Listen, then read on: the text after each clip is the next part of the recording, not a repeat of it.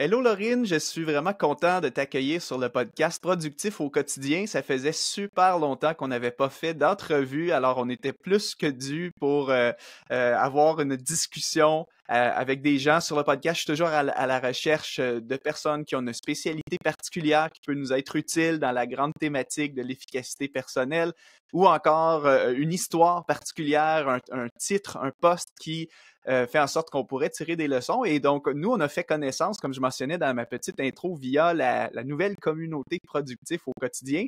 Ce qui est génial de cette communauté, c'est qu'on peut échanger ensemble et on peut même voir le profil des différentes personnes qui émettent des commentaires. Donc, moi, lorsque j'avais vu à un moment donné une de tes publications, j'étais allé voir qu'est-ce que tu fais dans la vie. On peut même voir ton compte Instagram, tout ça. Et j'ai découvert que tu as une spécialité assez unique, assez particulière. Et ça m'a intéressé, en fait, de pouvoir discuter avec toi sur le podcast, notamment sur le côté de comment est-ce qu'on peut mieux retenir, mieux apprendre, mieux mémoriser les différentes choses que l'on tente d'apprendre en tant qu'entrepreneur professionnel. J'expliquais dans mon intro que si quelqu'un est en train d'écouter ce podcast aujourd'hui, c'est certainement parce qu'il y a une soif d'apprendre en quelque part. Mais je ne sais pas pour vous. Moi, j'écoute beaucoup de podcasts dans la vie. Mais est-ce que je retiens réellement ce que j'ai entendu? Et même chose pour les livres. J'ai souvent partagé sur le podcast que, en moyenne, ces dernières années, je lisais entre 24 à 30 livres par année. Mais il y a la quantité de livres que tu lis, mais aussi il y a la rétention de l'information. Donc, c'est un peu de tout ça que j'aimerais qu'on parle. Tu as une belle spécialité à ce sujet et j'ai très hâte de t'entendre là-dessus. Puis, juste avant d'entrer dans les questions, peux-tu nous parler un petit peu plus de ton parcours? Qu'est-ce que tu fais et c'est quoi finalement cette expertise que tu as développée? Bonjour Mathieu, merci de m'accueillir. Alors du coup, moi j'ai une expertise un peu particulière qui est venue d'un parcours, assez atypique. J'ai fait des études en psychologie et je me suis spécialisée en psychologie cognitive. Donc ça, c'était il y a quelques années déjà et à la fin de mes études, j'ai souhaité m'orienter vers de l'ingénierie de la formation parce que j'avais déjà, quelque part, l'envie de transmettre et le besoin de comprendre comment ça fonctionnait.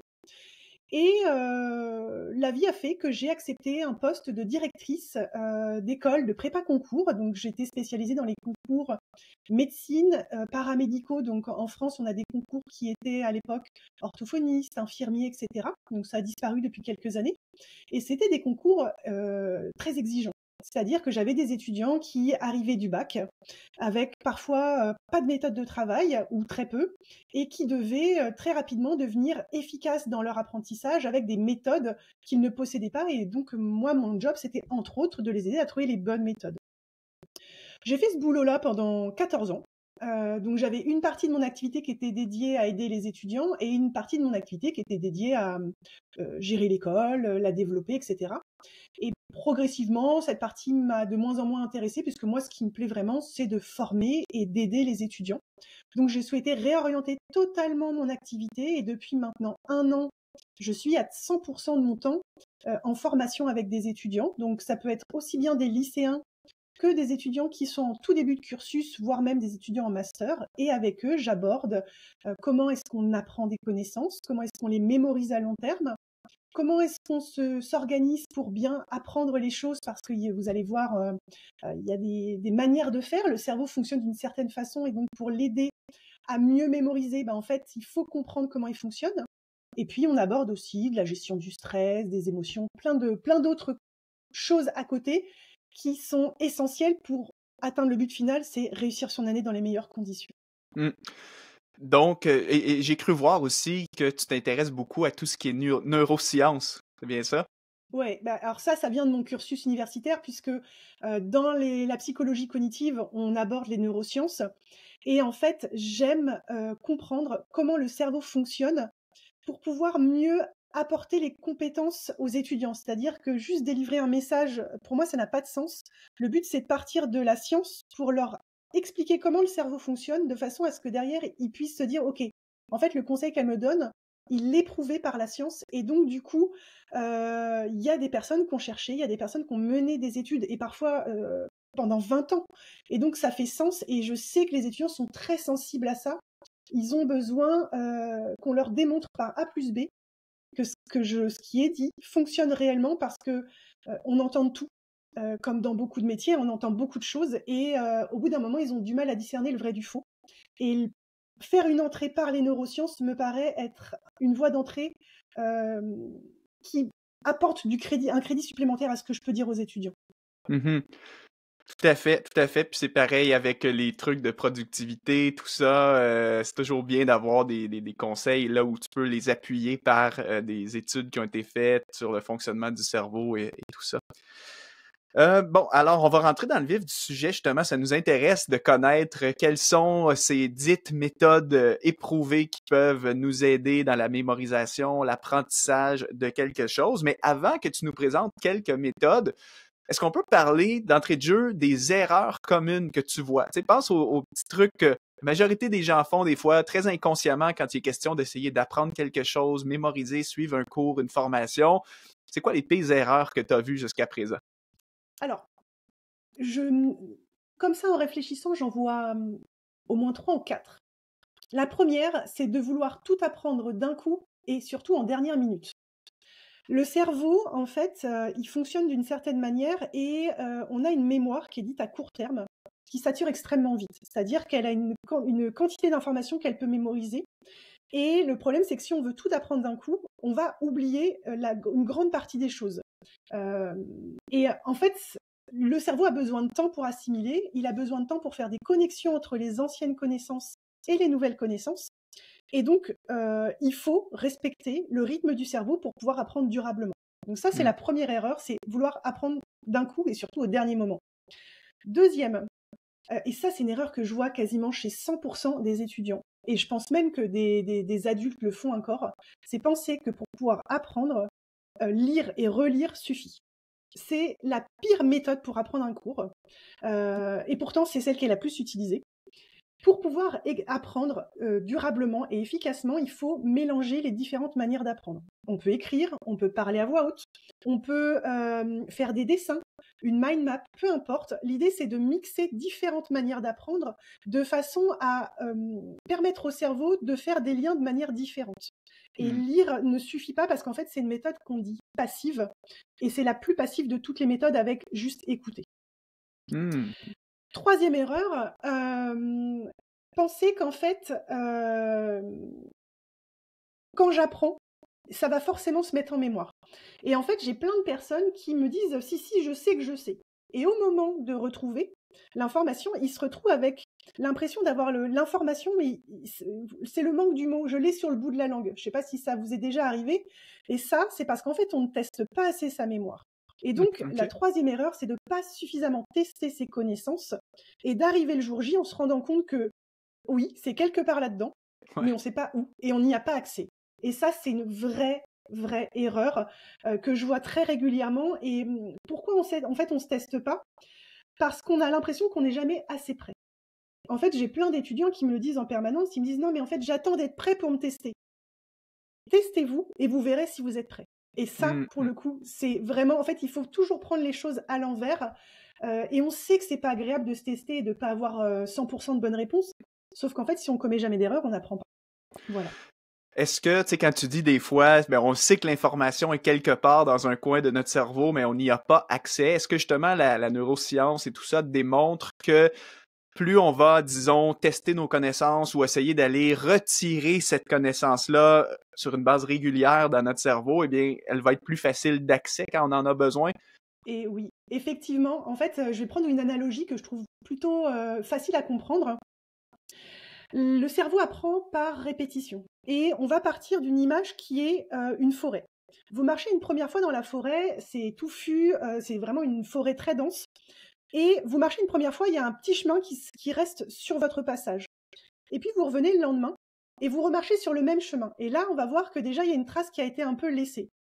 Et plus vous allez répéter votre passage sur le même chemin, plus ce chemin va se débroussailler et va devenir fluide. Et ben dans la mémoire, c'est la même chose. C'est-à-dire qu'une information que l'on va utiliser régulièrement, et ça on va le voir peut-être plus tard, en fait l'information a besoin d'être répétée de manière régulière, mais de manière aussi distancée. C'est-à-dire qu'on va espacer au fur et à mesure des apprentissages les répétitions. Et en fait, en faisant ça, on renforce ce qu'on appelle le chemin neuronal, c'est-à-dire l'accès entre j'ai l'idée et j'ai les connaissances qui sont au bout. Et en fait, ça devient Mmh. des autoroutes. Et c'est pour ça qu'il y a les personnes qu'on voit plus régulièrement, leurs prénoms nous viennent facilement à la bouche, alors qu'il y a quelqu'un qu'on a rencontré il y a peut-être 6 mois et on se dit, je connais son nom, mais j'arrive pas à m'en souvenir parce qu'on l'a pas suffisamment vu et qu'en fait, notre cerveau n'a pas associé et n'a pas utilisé régulièrement cette connaissance. Wow, c'est vraiment bon. Et tu vois, moi, il m'est arrivé d'expérimenter ça sur le podcast dernièrement. Bon, j'avais partagé beaucoup mon parcours quand j'étais dans le processus de création de ma formation sur la gestion d'énergie. On parle d'apprentissage. C'était un méga projet où je me suis lancé dans plusieurs mois de consulter toutes les études imaginables sur le sommeil, la nutrition, justement, la neuroscience au niveau de la concentration. Et donc, j'ai emmagasiné une quantité d'informations vraiment très impressionnante. Et étant donné que je baignais constamment dans le sujet alors que j'étais dans le processus de création, on peut dire que je testais mes connaissances parce que, tu sais, après ça, je rédigeais des notes de cours dans le but d'aller filmer des vidéos. Donc, je testais mes connaissances. Puis est venu le moment où j'ai tout enregistré ça. Alors, jusque-là, ça allait, c'était frais dans ma mémoire, mais tu vois, des fois, je réalise que, 3 mois passent, 4 mois passent, et là, je ne suis plus en train activement d'étudier ces sujets-là parce que ce n'est plus un besoin. Et là, des fois, tu vois, il y a des noms, des concepts scientifiques que je suis comme, j'ai oublié le nom, où est-ce que j'ai vu ça? C'était quoi déjà le truc par rapport à ça? Donc, ça montre vraiment ce que tu viens d'appuyer, que finalement, on finit par oublier aussi les choses si on ne les reconsulte pas régulièrement. Mais c'est ça. Et en fait, c'est une fonction toute bête du cerveau qui se passe pendant le sommeil. C'est que chaque nuit, notre cerveau fait une sorte de reboot et il va trier les informations. Et en fait, si les informations ne sont pas utilisées, lui, il les juge non utiles et il va les ranger. Et j'aime bien prendre cette image avec mes étudiants. En fait, il les range en mémoire à long terme et ça fait un peu comme dans le film Vice-Versa. À un moment, on voit des petites boules avec plein de souvenirs qui tombent et qui sont rangés dans des étagères. Et puis parfois, il y a des étagères qui prennent la poussière.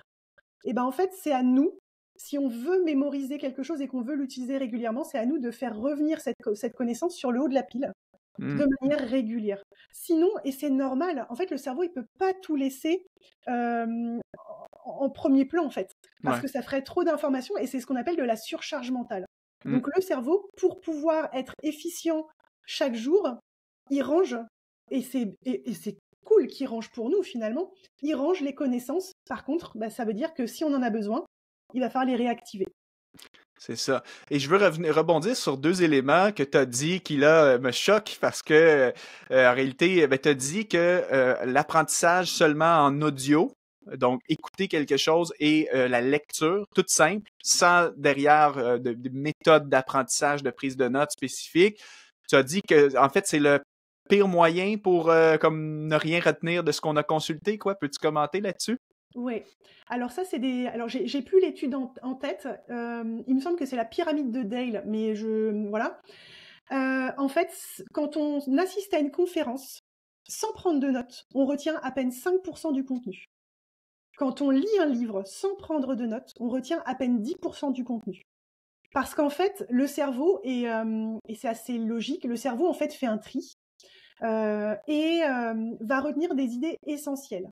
Il va pas retenir tout ce qui est dit, et heureusement, parce qu'en fait, on voit bien avec la loi de Pareto, seulement 20% du contenu peut finalement être pertinent. Il fait un tri, et aussi il fait un tri tout simplement parce qu'on n'est jamais à 100% concentré sur ce qui est dit quand on écoute une conférence. Parfois, je ne sais pas si ça t'est déjà arrivé, mais tu écoutes quelqu'un et il va dire un mot, et là, ton cerveau, il est en train d'itérer sur d'autres choses. Ça veut Ouais. dire que tu manques déjà une partie des connaissances, et c'est humain. C'est juste qu'il faut réussir à se recentrer, et il faut accepter que si on ne prend pas de notes, on retiendra à peine 5% de ce qui est dit et 10% de ce qu'on lit. Par contre, dès qu'on implique de l'écriture, en fait, on tombe dans ce qu'on appelle un apprentissage actif. Et là, on augmente d'autant plus notre capacité à retenir l'information. Wow, c'est bon. L'autre chose que je veux rebondir sur ce que tu as mentionné, c'est la notion de charge mentale.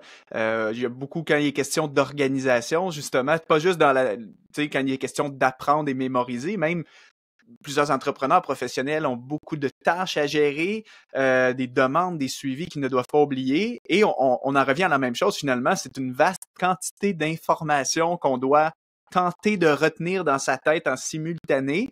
Et j'ai beaucoup de personnes, malheureusement, qui, faute de méthodes d'organisation personnelle, par exemple, n'ont pas d'outils de deuxième cerveau, n'ont pas de gestionnaire de tâches pour pouvoir écrire les choses qu'ils doivent faire, leur suivi. Plusieurs personnes tentent de tout retenir dans leur tête dans le cadre d'une journée et là se sentent complètement débordées, charge mentale. Ah oui, il faut pas que j'oublie d'appeler telle personne, j'ai la facture à payer pour demain matin. Et donc, en fait, ce concept de charge mentale, moi, j'en parlais beaucoup plus dans le cadre d'un surplus de tâches, mais de ce que je comprends, ça s'applique aussi quand tu consommes trop d'informations en même temps. C'est totalement ça. Quand j'ai débuté ma carrière, j'avais pas de système d'organisation clair de prise de notes. Et je me souviens d'une anecdote. Un jour, je croise une de mes profs qui me dit Laurine, ça va pas du tout. La dernière fois, je t'ai parlé de ça et en fait, tu as complètement oublié. Et je lui ai dit écoute, si tu veux être sûre que je me souviens de ce que tu me dis, parce qu'en fait, parfois, les gens, ils nous croisent dans le couloir, ils nous donnent une information à la volée et ils partent du principe que c'est dans notre cerveau. Sauf qu'en fait, on a plein de choses à gérer. Et donc, je lui avais dit, envoie-moi un mail. Et j'ai mis en place assez rapidement un système de prise de notes. Et aujourd'hui, j'ai une to-do list dans laquelle, systématiquement, quand on me demande quelque chose, hop, je le mets dans ma to-do list. Chose à faire, urgente, pas urgente, après, ça, c'est ma cuisine. Mais je ne garde rien en mémoire parce qu'en fait, je veux avoir de la place pour autre chose. Et C'est si ça. je dois en permanence me dire ah oui, il faut que je fasse ceci, il faut que je fasse cela, faut pas que j'oublie de faire ça, ça veut dire qu'en fait, déjà, je sature une partie de ma bande passante et ça, c'est pas OK. Voilà. Et pour faire un lien avec mes étudiants, en conseil que je leur donne, en fait, ce sont des années où ils doivent apprendre beaucoup de connaissances. Et je leur dis systématiquement, au début d'année, vous devez avoir un tableau de suivi dans lequel vous notez chacun de vos cours. Vous devez sur chaque cours prendre vos notes, etc. et indiquer dans ce tableau quand est-ce que vous avez revu votre cours, quand est-ce que vous devez le revoir, comment vous le maîtrisez, etc. Donc moi, je leur donne un template pour faire ça. Et le but, c'est de ne rien avoir en tête concernant l'organisation des révisions. Tout est sur un document qu'ils peuvent ouvrir. C'est comme le tableau de bord d'un avion. Parce qu'en fait, s'ils passent du temps à mémoriser ça, ça veut dire qu'ils ne laissent pas suffisamment d'espace pour mémoriser autre chose. Et très rapidement, ils me disent, mais en fait, c'est hyper bien parce que je peux me consacrer à mon apprentissage sans avoir à me poser de questions de quand est-ce que j'ai revu ce cours pour la dernière fois. Donc, peu importe l'âge qu'on a, oui, avoir un deuxième cerveau, que ce soit Evernote, moi j'utilise Notion, j'utilise également Google Keep, mais plus pour mes notes personnelles. Dès que j'ai une idée ou quelque chose, je sors de mon cerveau. Et ça peut même m'arriver parfois quand je suis au sport sur mon tapis de course. Tac, j'ai une idée, tout de suite, je prends mon téléphone et je le note parce que je sais que le risque de l'oublier est très très fort. C'est Donc ça. voilà, automatiquement. C'est vraiment tout le principe de la capture d'informations que je parle beaucoup sur le podcast et d'ailleurs que l'auteur David Allen, qui est un expert en productivité américain, a beaucoup popularisé cette notion de vide cerveau, d'avoir un outil externe et David Allen démontrait aussi justement plusieurs études qui montrent à quel point le cerveau n'est pas fait pour retenir autant d'informations en simultané. Mais en tout cas, je suis heureux que ça revienne sur le sujet parce que finalement, c'est la première fois que j'aborde ce point, mais dans l'angle de finalement la rétention de l'information et la mémorisation. Et pour approfondir sur ce qu'on vient d'échanger jusqu'à présent, donc on part du principe que je pense que les gens, si on veut l'appliquer le plus possible aux gens qui nous écoutent aujourd'hui, c'est, bon, présentement, vous êtes en train d'écouter un podcast. Je pense que vous avez envie de retenir ce que vous écoutez dans le podcast. Et même chose si vous lisez des livres ou encore si vous suivez, pourquoi pas, mes formations en ligne, disons. Donc, on part du principe que pour mieux retenir, il ne faut pas se contenter de juste écouter et lire. Il faudrait aller plus loin en prenant des notes. Peux-tu peut-être commencer à approfondir un petit peu là-dessus sur comment on prend des notes, est-ce qu'il y a une bonne, une mauvaise façon de faire, et aussi peut-être commenter sur quel est l'endroit ensuite où tu préconises d'archiver ces notes. Parce qu'on s'entend que si on écrit sur un post-it puis on range ça un peu partout, ben, il y a aussi le risque que finalement tu perdes la note en question. Donc, il y a aussi la notion d'organisation de tes notes qui est importante là-dedans. Donc, c'est une très grosse question, mais je te laisse développer là-dessus si tu veux. Alors, la prise de notes, il y a des études qui ont montré que une prise de notes est toujours meilleure à la main. Néanmoins, moi, je vois beaucoup émerger en ce moment des étudiants qui ont des tablettes sur lesquelles ils écrivent. Ouais. C'est très bien. Pourquoi c'est mieux d'écrire? Parce qu'en fait, ça active le cerveau et on est en fait, on va associer la mémoire visuelle et la mémoire kinesthésique. Et donc, c'est intéressant de mixer 2 voies d'entrée d'information si on veut mémoriser. Après, si on veut faire une prise de notes pour se dire: «À un moment, je vais revenir dedans, parce qu'en fait, je sais que j'ai une information que je vais aller chercher». À ce moment-là, moi, ce que je conseille, en tous les cas, ce que je fais quand je lis, c'est que j'ai des petits post-it, des petites notes replaçables.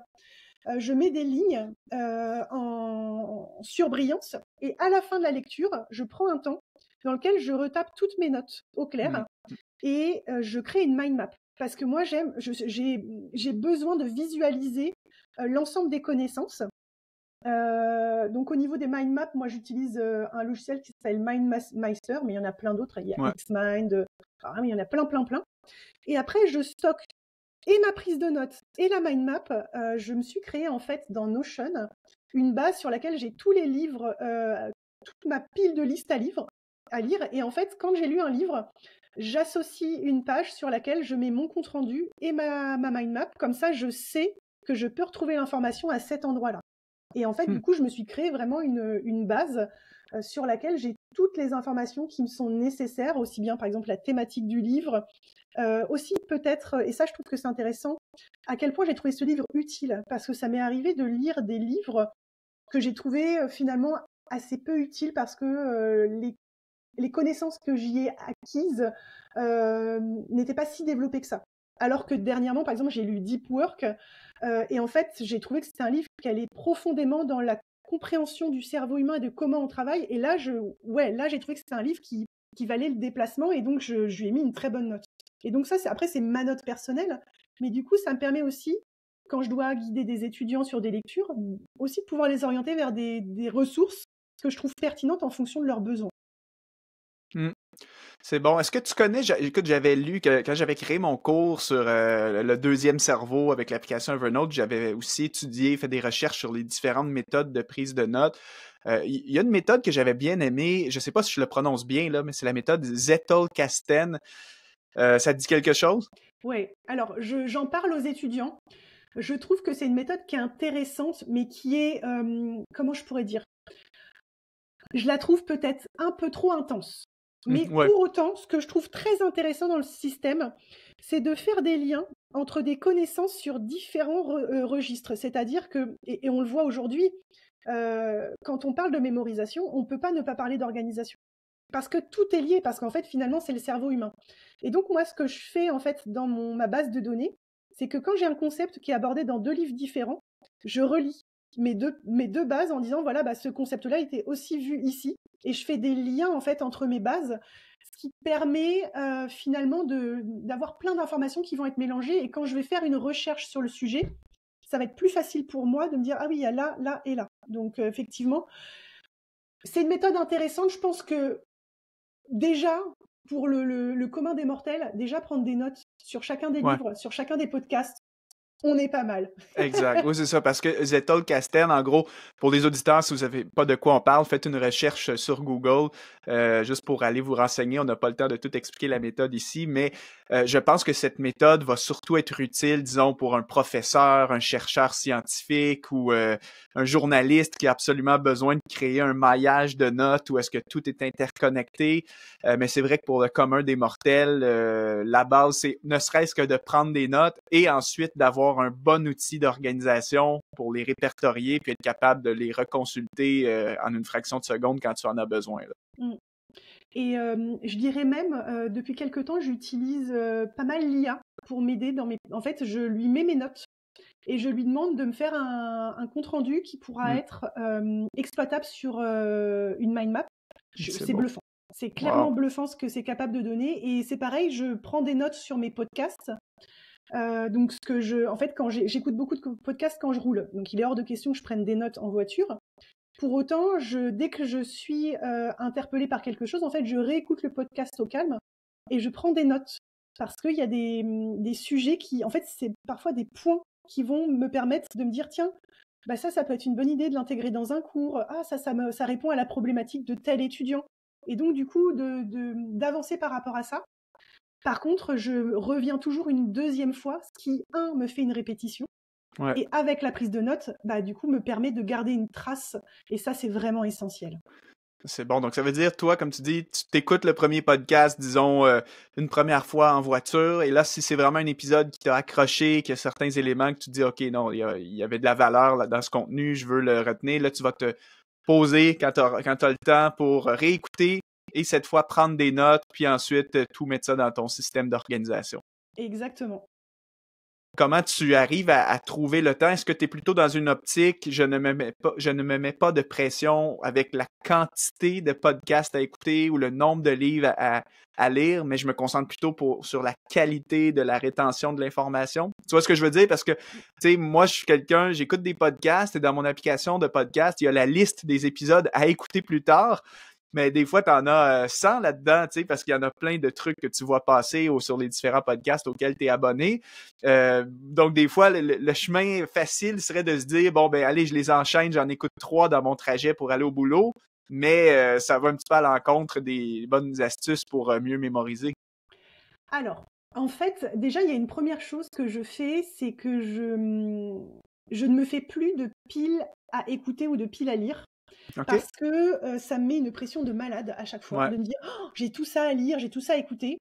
Donc j'arrête d'acheter des nouveaux livres en ce moment. Mon but c'est de lire un livre par mois sur mon domaine de compétences. Et tant que je n'ai pas descendu au moins 6 livres, j'ai plus le droit d'en acheter de nouveaux. Et ça en fait c'est une petite astuce. J'avais écouté une conférence de Serge Marquis, qui est un psychologue canadien, et qui expliquait qu'en fait, on stockait beaucoup de choses dans l'attente d'avoir du temps pour pouvoir les consulter. Et en fait, Tellement, ça ouais. crée une charge mentale en arrière-plan. Et donc, j'ai arrêté ça. En fait, j'ai quelques podcasts que j'aime beaucoup. Dès qu'il y a une nouveauté, en fait, hop, je vais l'écouter quand je suis en voiture, mais j'ai pas de pression. C'est-à-dire qu'il y a des semaines où je vais écouter 3 podcasts. Et il y a des semaines où j'ai, par exemple, là, cette semaine, j'ai fait un déplacement, j'avais 5 heures de route aller, 5 heures de route retour. J'ai écouté plein de podcasts. C'était génial. Et puis, il y a des jours aussi où je suis fatiguée parce qu'en fait, j'ai eu 8 heures de cours. Et en fait, le soir, j'ai plus capacité à faire entrer quoi que ce soit. Et c'est OK. Et à ce moment-là, j'écoute de la musique. Je me mets plus de pression par rapport à ça. Par contre, quand je sais que je suis en préparation d'un cours sur un domaine que je maîtrise pas, je prévois du temps où là, effectivement, je vais aller faire mes propres recherches avant même de construire mon cours et je vais consulter aussi bien des podcasts, des vidéos YouTube et des livres. Voilà, moi, c'est mes trois axes de recherche essentiels. Je lis assez peu sur Internet parce que je trouve que c'est pas forcément très agréable.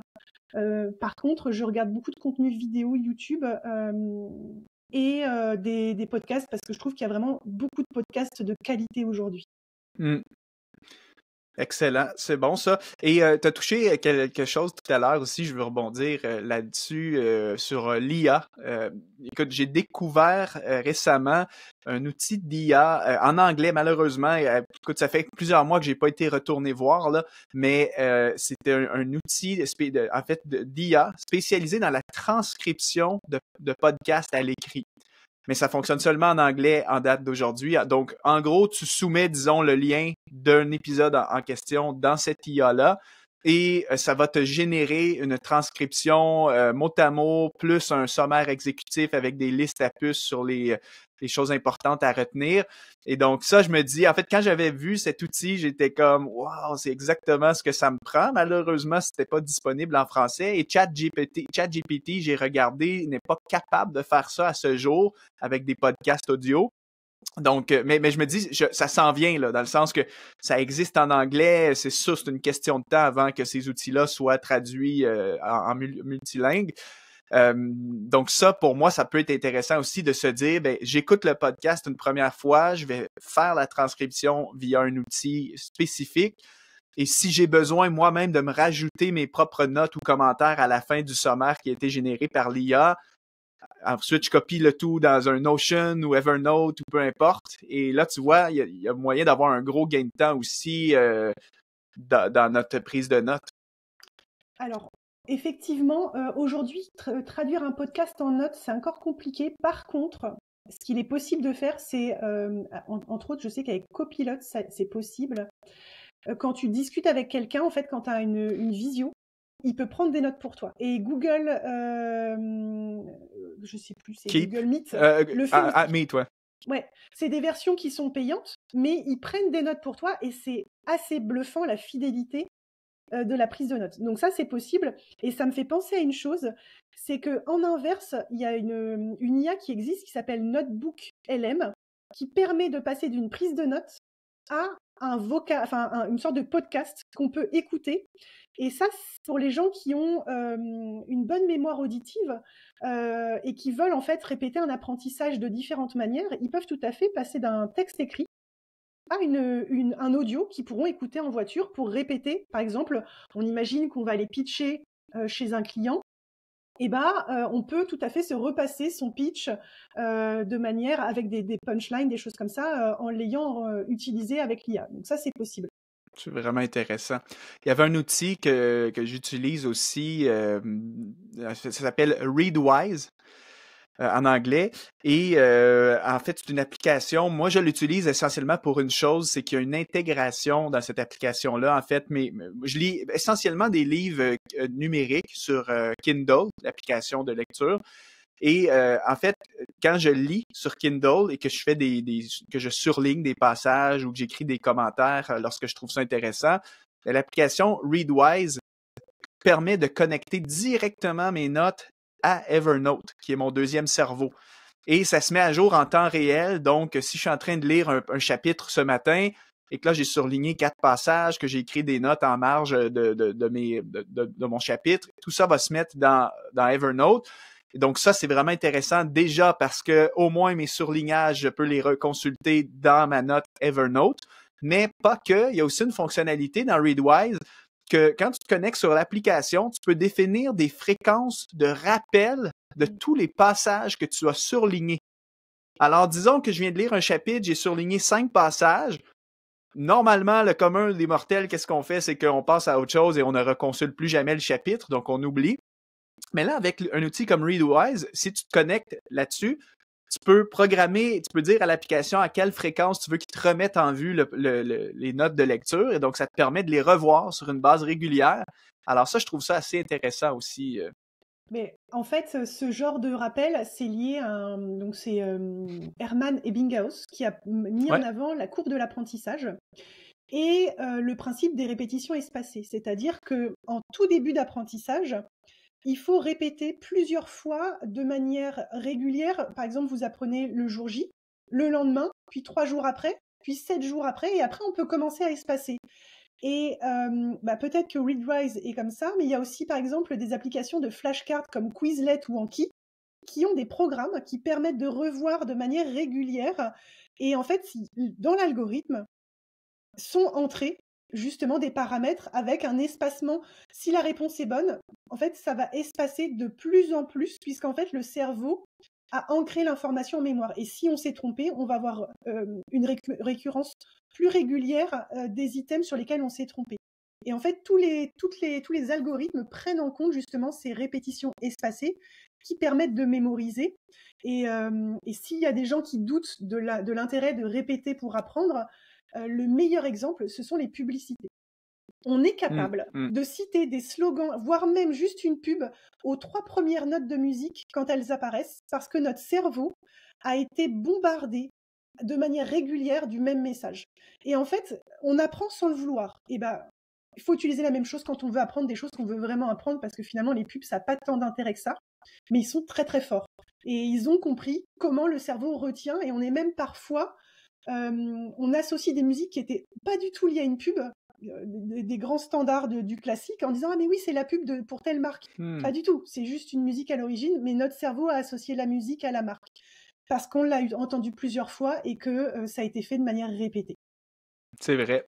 Et j'imagine que dans l'exemple d'une pub, des fois, ils vont la mettre aussi à plusieurs endroits. Tu vas avoir la pub à la radio, la pub sur ton Facebook, la pub sur le panneau sur le bord de l'autoroute. Et donc, finalement, il y a cette répétition de la même pub qui peut passer plusieurs fois, disons, à la radio. Mais en plus, tu le vois sur le bord de la route avec un gros panneau publicitaire. Tu le vois quand tu te connectes sur Facebook. Donc, en termes de principe d'apprentissage et de rétention, ils ont tout compris finalement. Et c'est ça. Et en plus, ils utilisent différentes voies d'entrée, le visuel, l'auditif. Et du coup, en fait, sans le vouloir, on apprend des choses. Et donc, ça veut dire que le cerveau est tout à fait capable. Et le deuxième exemple, c'est d'entendre à la radio des musiques. Quand il y a un tube qui sort, on l'entend tous les jours, peut-être plusieurs fois par jour. On est capable très rapidement de fredonner sans connaître les paroles, mais parce qu'en fait, notre cerveau, il est formaté pour apprendre. En fait, tout le monde peut apprendre, et ça, c'est vraiment quelque chose qui est important, et on apprend tout au long de la vie. Parce que j'entends parfois des gens me dire « Non, mais de toute façon, passé 20 ans, on ne peut plus rien apprendre. » Il n'y a rien de plus faux que ça. On peut apprendre jusqu'à notre mort. Par contre, c'est plus long. Et c'est pour ça, par exemple, que apprendre des langues, c'est mieux de le faire quand on est jeune, parce que le cerveau, en fait, on dit qu'il est plastique, et beaucoup plus plastique quand on est jeune. La plasticité cérébrale, c'est la capacité du cerveau à se développer et à en fait changer les connexions en permanence. Et il y a plein d'études qui ont montré que le cerveau d'un enfant et d'un adolescent est beaucoup plus en développement que celui d'un adulte. Et en fait, on perd des neurones au fur et à mesure de la vie.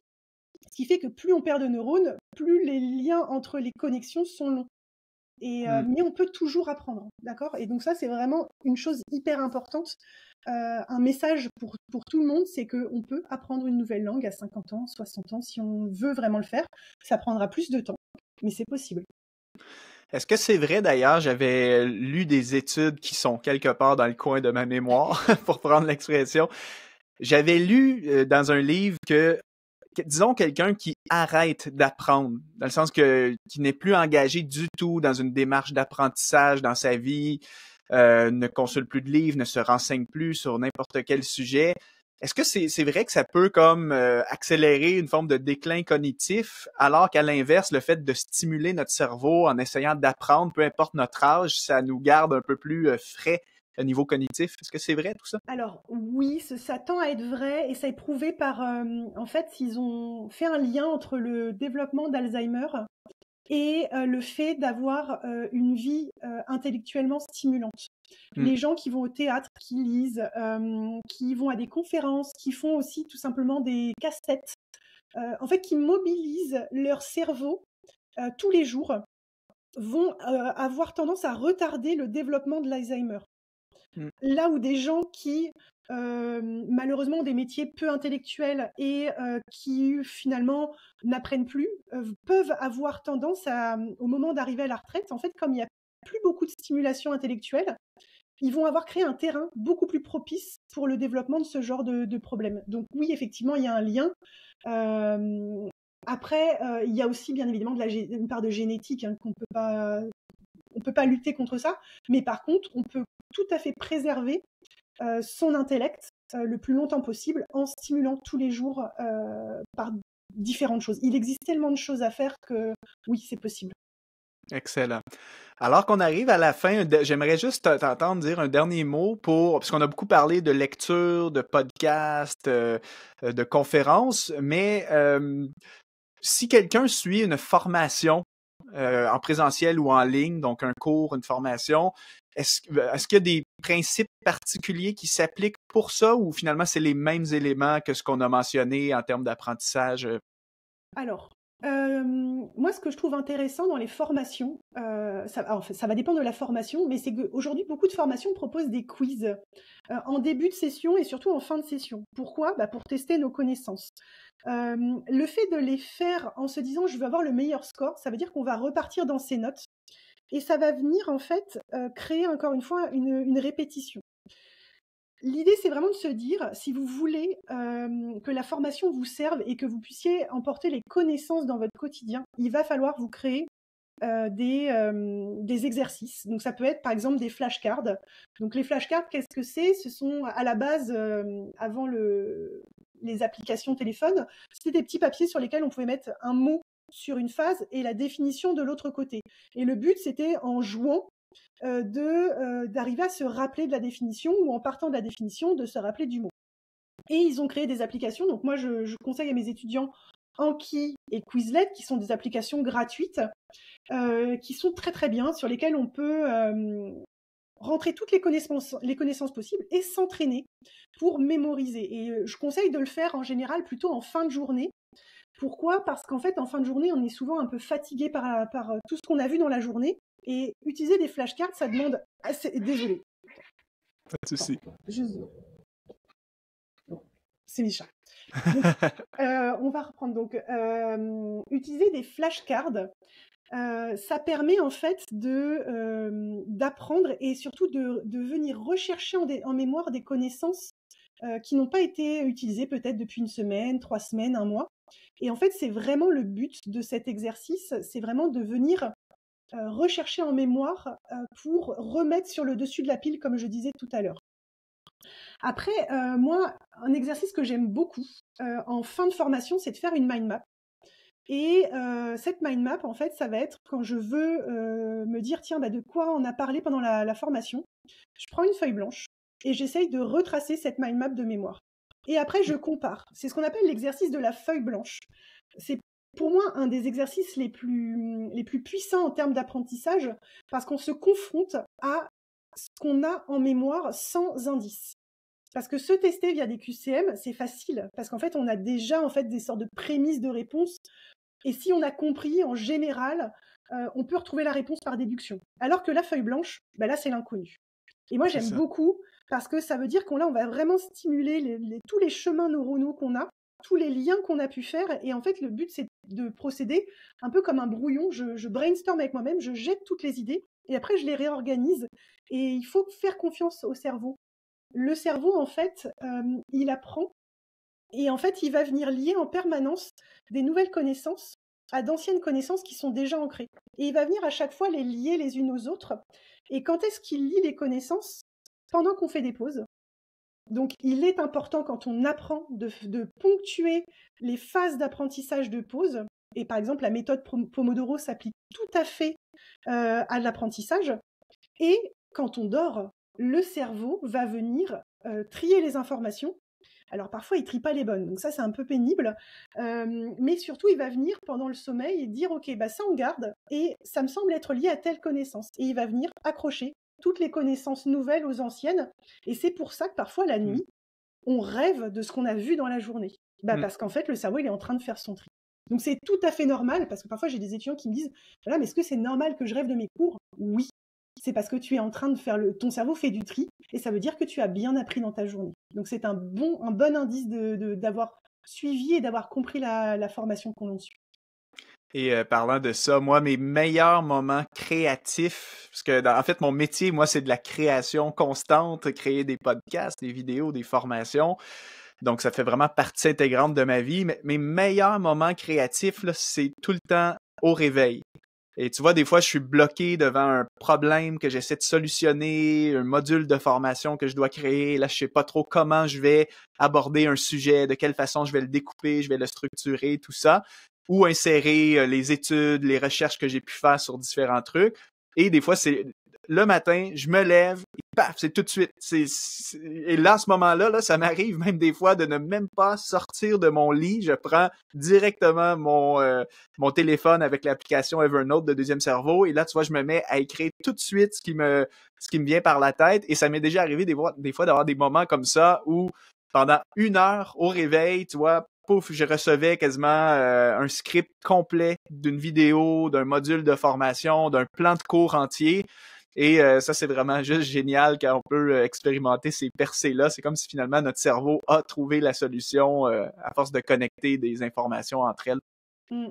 Et tu mets le doigt sur quelque chose d'important, c'est qu'aujourd'hui, on a tendance à vouloir occuper notre temps en permanence, comme si en fait, être productif, ça voulait dire être tout le temps actif.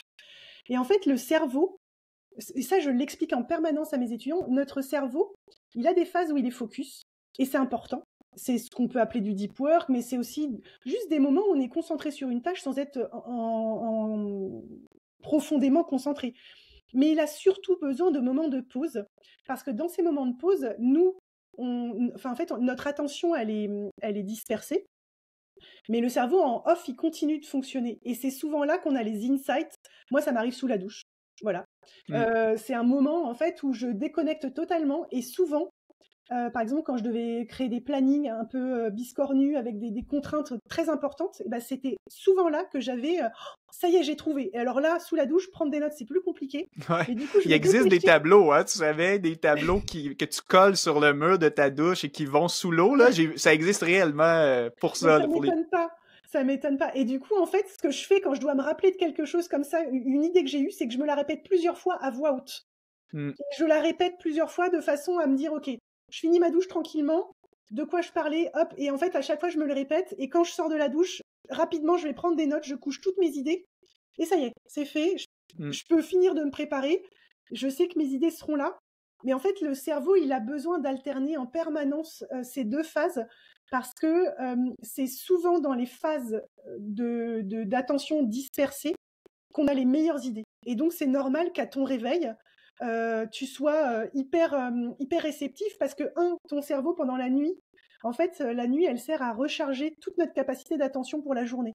Ce qui veut dire que le matin, quand tu te lèves, ton attention, elle est au maximum de ce qu'elle peut être pour la journée. Et donc, bah, en fait, c'est souvent là que on va être. Alors, pour certains qui sont peut-être plus un profil soir, ils ont du mal le matin, mais pour les gens qui sont du matin, le cerveau, il fuse à ce moment-là. C'est vraiment, et c'est à sentir, c'est hyper agréable parce qu'on a vraiment l'impression d'être super intelligent, d'avoir une sorte de super pouvoir, et il faut exploiter ces moments-là, ouais. Et avoir de quoi noter parce que alors là, je pense qu'on peut s'en vouloir après d'avoir oublié la moitié des informations, c'est sûr. C'est ça. Wow, ben en tout cas, très belle discussion. En fait, on aurait pu continuer longtemps. C'est vraiment passionnant, en tout cas, de parler de tout ça, surtout quand on est quelqu'un qui a cette soif d'apprendre, qui valorise le fait de bien gérer même ses ressources cognitives, de ne pas traîner une charge mentale. C'est tellement des principes que je considère que ça fait partie de la grande thématique de la productivité. Je rentrerais ça dans mon volet gestion d'énergie même, mais plus l'énergie cognitive à ce moment-là. Alors, ben, je vous encourage tous et chacun à approfondir tout ça. C'est des compétences qui sont importantes. Si les gens veulent en savoir plus sur ce que tu fais, c'est quoi le meilleur endroit pour te retrouver? Alors, pour les étudiants, je dirais mon compte Instagram, puisque j'ai beaucoup de vidéos sur lesquelles je donne des conseils sur comment mieux apprendre. Et pour les personnes qui sont plutôt entrepreneurs adultes, sur mon compte LinkedIn, Laurine Meps sur LinkedIn, et sur Instagram, c'est Laurine Coaching Optimind. Super. Ben, en tout cas, je te remercie pour ton temps. Très belle discussion et merci à nos auditeurs d'avoir été avec nous aujourd'hui. J'espère que vous avez apprécié l'épisode. Salut. Merci beaucoup. Bye bye.